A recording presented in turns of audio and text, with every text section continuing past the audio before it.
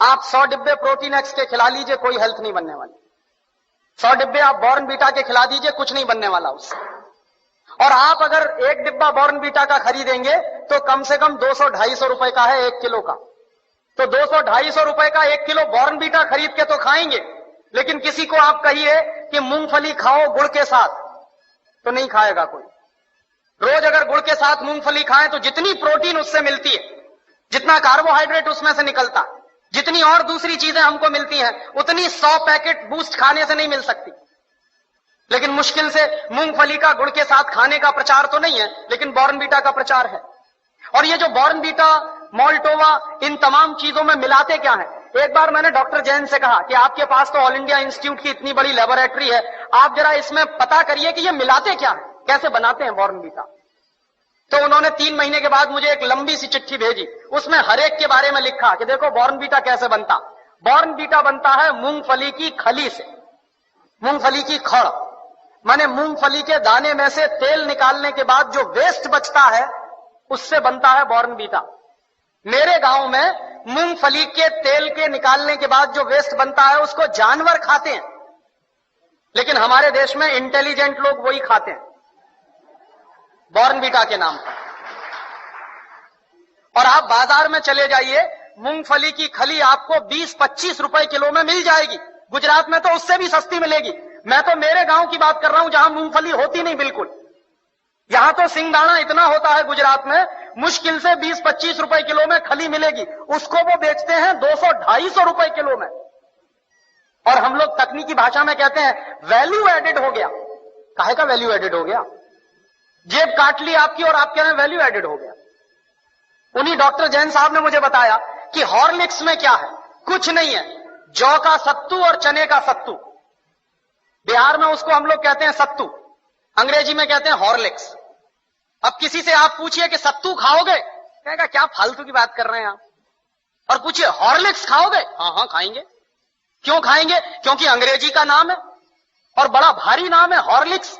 कहने में लगता है कि हाँ कुछ इंपोर्टेड जैसी चीज है उसमें।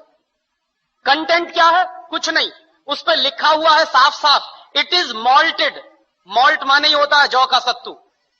जौ का सत्तू बाजार से खरीद लीजिए, चने का सत्तू बाजार से खरीद लीजिए, 20-25-30 रुपए किलो में मिलेगा। लेकिन हॉर्लिक्स खरीदिए तो 160 रुपए में 1 किलो मिलेगा। और ये जितने हेल्थ टॉनिक्स बिक रहे हैं, इनमें से किसी से भी 1 पैसे की हेल्थ नहीं आती। लेकिन हिंदुस्तान की क्या बर्बादी है, हर साल हम 1000 करोड़ रुपए के हेल्थ टॉनिक्स खाते हैं इस देश में, हर साल। 1 पैसे भी हेल्थ जिससे नहीं आती, सिर्फ एक मेंटल सेटिस्फैक्शन है, कोई हेल्थ नहीं है उससे। लेकिन 1000 करोड़ रुपए के हेल्थ टॉनिक्स इस देश में बिक जाते। क्यों बिकते हैं जानते हैं? टेलीविजन पर एक इडियोटिक एडवर्टाइजमेंट आता, एक छोटा सा बच्चा कूदते हुए आता, कहता I am a Complan boy. तो एक छोटी बच्ची कहती है I am a Complan girl. इसका माने क्या है? मैं कॉम्प्लॉन का बेटा हूं। और बच्ची कह रही है मैं कॉम्प्लॉन की बेटी हूं। और कॉम्प्लॉन क्या है? टिन का डिब्बा। अब आप तो डॉक्टर हैं, आप जरा बताइए कि टिन के डिब्बा के भी बेटा बेटी हो सकते हैं? ऐसा कोई साइंस है दुनिया में? लेकिन चल रहा है सारे देश में। इसलिए बिक रहा है कॉम्प्लॉन, इसलिए बिक रहा है बॉर्नवीटा। और उसका नाम है तेंदुलकर। वो कहता है मेरी शक्ति बूस्ट, माने सचिन तेंदुलकर की शक्ति बूस्ट। तो सचिन तेंदुलकर की अम्मा को एक आप चिट्ठी लिखिए कि ये सचिन तेंदुलकर बूस्ट पी के तेंदुलकर बना है क्या?